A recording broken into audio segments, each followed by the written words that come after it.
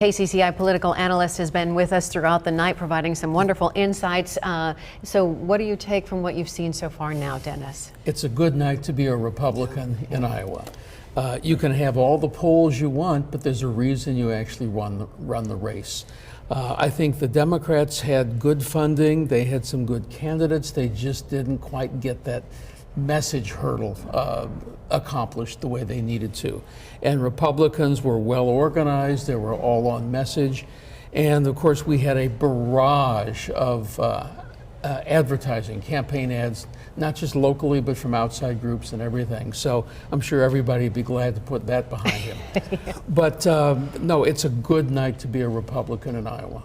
An interesting night, right? I mean, we came in not necessarily knowing what to expect, but the night is over. 3 wins, it seems to be, projected wins for Republicans, most likely a 4th, if that was a Bohannon concession speech there.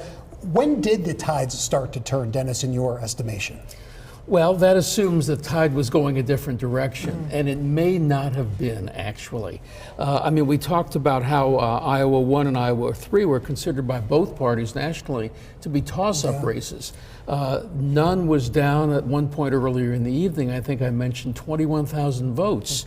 And then ends up something like 13,000 votes ahead. I mean, it's a 38,000 or 35,000 vote turnaround, which is remarkable. But that tells us it always depends upon where the votes are coming from.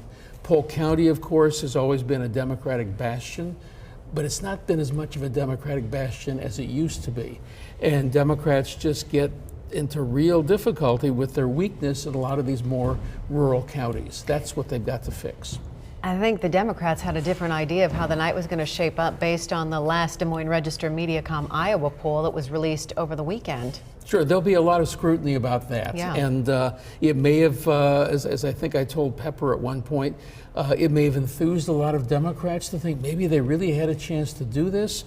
But it also may have enthused a lot of Republicans who say, hey, this isn't in the bag. We've still got to get out and work and get our people to the polls. Does it say anything about polling? Again, it seems like after every election, there's something said about the polling. Well, remember, polling, you know, the A-level polls always have good methodology and good techniques. There are some polls that are more partisan in various places, but the Iowa poll's always been a good poll.